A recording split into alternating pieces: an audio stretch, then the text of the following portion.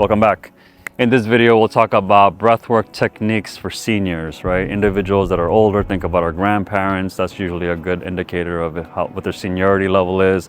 And so we want to talk about some safe and effective breathwork techniques for them so they can leverage it for themselves and feel a little bit better than what they are currently feeling.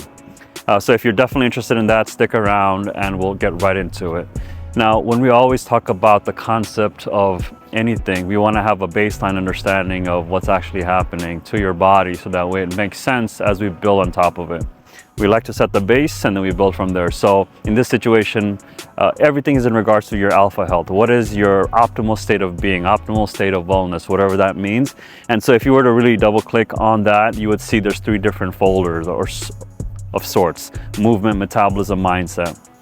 Movement, metabolism, mindset. And so we spent a lot of time already talking about metabolism and mindset in other videos, so go ahead and take a look at them if you're interested. But movement, we're going to double click on that even more, and we want to talk more about breath work. So in this situation, how can we understand what the breath is? How do we use the breath so that way you can go ahead and leverage it for your own needs? And in this situation, it's for seniors, right? Individuals that I would probably say over 50, over 60, 70, 80, 90.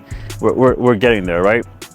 And what we realize is as we get older, our body starts to not look as new when you were initially born, right? When you're born, when you see a baby, they're supple, they're just a very like water-based, I would probably say, like very easy to, the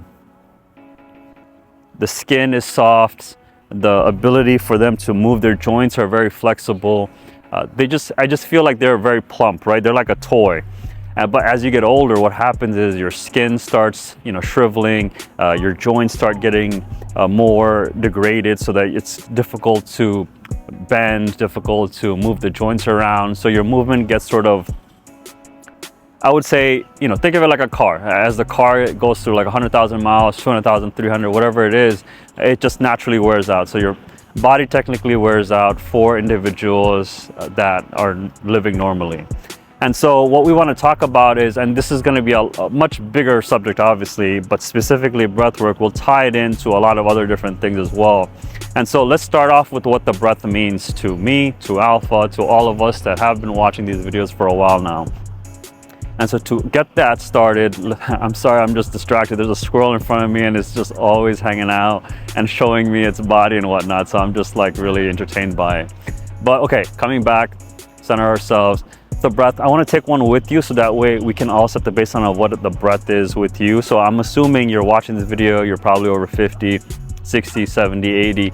So I don't know where you are in the spectrum of fitness, right? Maybe you don't work out versus you do work out. So I'm just going to assume the bare minimum, which is go ahead and just sit on your chair, right? Whatever chair you're on, or if you're in a bed, go ahead and sit up.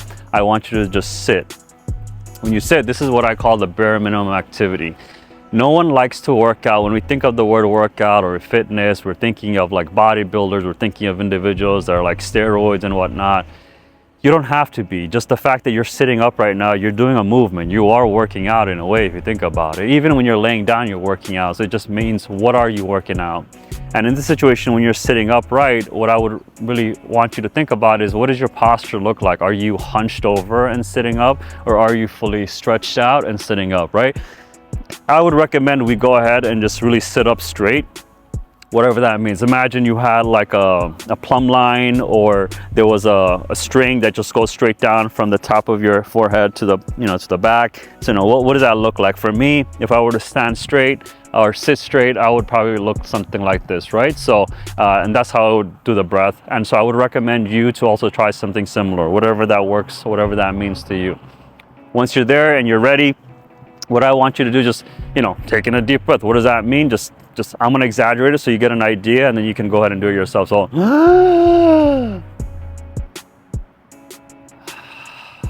see, my glasses got fogged up because I took that deep breath. So how was it, right? Did you feel like you got a lot, or did you feel like you got a little?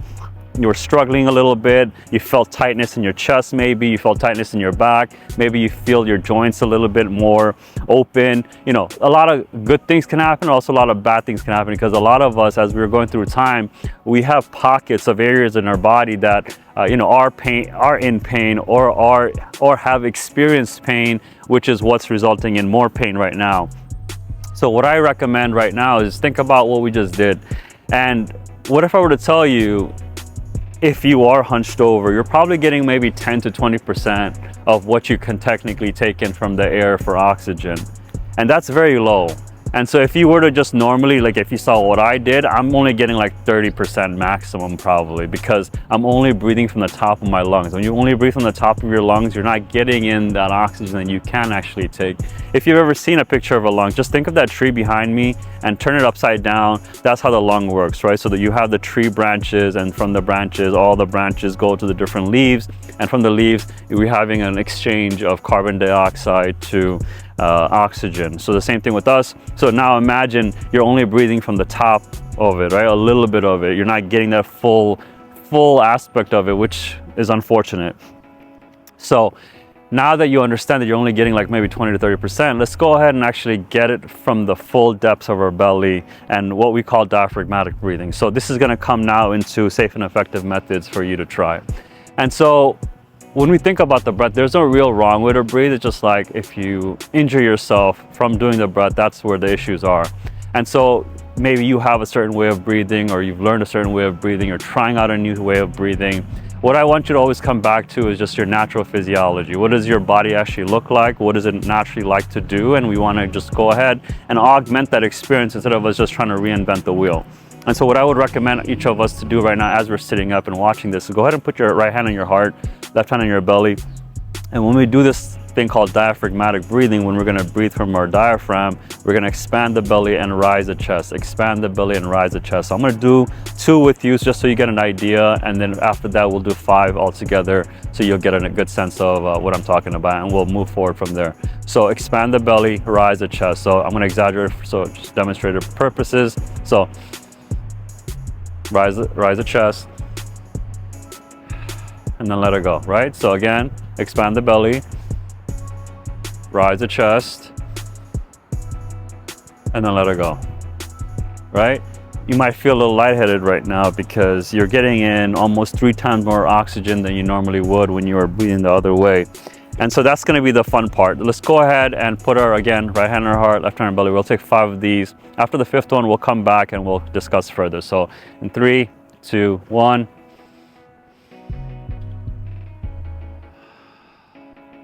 One.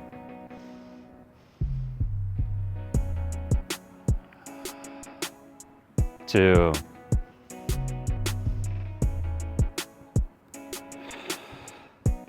3.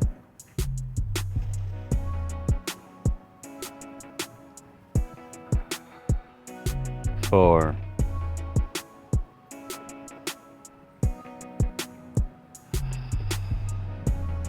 5. How do you feel? Do you feel calm? Do you feel centered? Do you feel grounded? Hopefully you did feel those things. I'm sure you also maybe felt maybe a little lightheaded, maybe yawning, maybe sleepy, maybe tired, maybe laughing, maybe crying. A lot of emotions can also be, how would I say, released. And so I feel great. I always need this to remind myself to come into the present moment. And I'm sure if you're watching this and you're a senior, you know you've lived such a long life, right? You've experienced so much, you've seen so much, you've embodied so much. So now, I don't know if I know when I'm gonna be at that age. I also already feel like I'm in that age. Being in the present moment, we realize that is the gift, right? A lot of us, especially seniors, we think about the past and we get depressed by it. And then sometimes we think about the future and we get anxious by it. But being in the present moment is a really sweet spot to be in. You get to appreciate what you have around you, what you see, how you feel, how you think about the world. And so when you take that breath, and I'm sure maybe you've already been doing it, maybe you just call it something different. I know for a fact, as I talk to senior individuals that are much older, what is important to them? We always ask that question. And I've seen many of those videos on YouTube where people are asking seniors, like, what life advice you give and whatnot. And it's great, you get to see, but what's unfortunate is that, why can't you still look like your 30-year-old self being that age? Why do you have to become that, right? Why do you have to become that? I want you to really appreciate what I just said about becoming that. We become that version. We become the version that you're seeing in the mirror. And so when we do that type of breath, what we're actually doing is giving ourselves a lot more energy than normal. A lot of us don't have enough energy. We have to take either pills for it or drugs for it, or caffeine, coffee, energy drinks, etc., but you don't need to do any of that. You can just go ahead and come back to yourself. And what I found out, from anywhere from 5 to 10 breaths at a time, you will get enough oxygen if you're, again, starting out, to get more energy for you to go further and start healing yourself. That's the difficult part. Most people have a hard time understanding that concept, but we'll talk more about it in future versions and whatnot. With that being said, guys, if you appreciate this video, definitely give me a like, letting me know you like the video. This is one of the newer videos for senior citizens, so I'm definitely going to be making more of you guys. So if you haven't already subscribed to the channel, definitely subscribe. It lets me know that you found value in this video or any of the other videos that you've watched of me in the past, and we can make sure that we can make more and more consistent videos similar to this. Other than that, my name is Shaquille. I'm with Alpha.